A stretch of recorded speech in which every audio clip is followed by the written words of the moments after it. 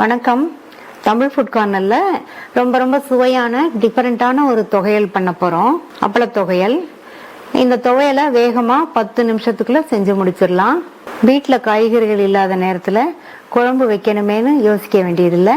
இந்த துவையலை சூடான சாதத்துல போட்டு நெய் அல்லது எண்ணெய் விட்டு சாப்பிட்டா ரொம்பவே சூப்பரா இருக்கும்.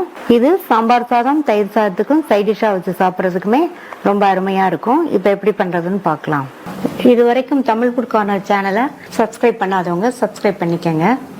7 சின்ன சைஸ் அப்பளம் எடுத்திருக்கேன். அப்பளம் சைஸ் பெருசா இருந்தா 4 5 எடுத்துக்கோங்க. அப்பளம் பொரிக்கிறதுக்கு எண்ணெய் விட்டு சூடாயிடுச்சு. ஒவ்வொரு அப்பளமா சேர்த்து பொரிச்சுக்கலாம்.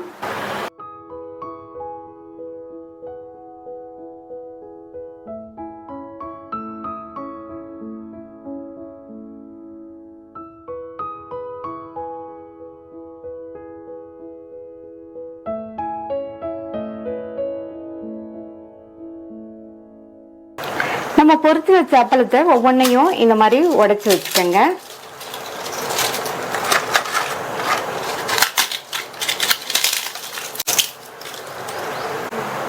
இந்த மிக்ஸி ஜார்ல 1/2 கப் தேங்காய் துண்டுகள், 3 காஞ்ச மிளகாய், ஒரு சின்ன நெல்லிக்காய் சைஸ் அளவு புளி,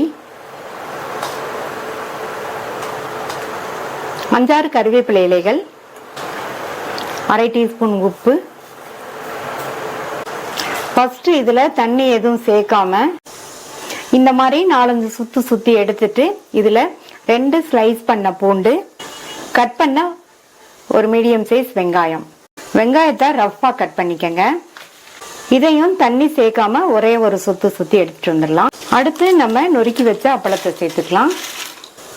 அப்பளத்துல உப்பு இருக்குங்கிறதுனால நான் 1/2 டீஸ்பூன் உப்பு சேர்த்திருக்கேன். அதுவே சரியா இருக்கும். நீங்க உப்பு பார்த்து கவனமா சேர்த்துக்கங்க. எல்லா அப்பளத்தையும் சேர்த்தாச்சு. இத தண்ணி எதுவும் சேர்க்காம விப்பர்ல போட்டு கோர்ஸா இருக்கிற மாதிரி அரைச்சுக்கலாம். அரைச்சாச்சு. இந்த மாதிரி கோர்ஸா இருக்கிற மாதிரி அரைச்சுக்கங்க.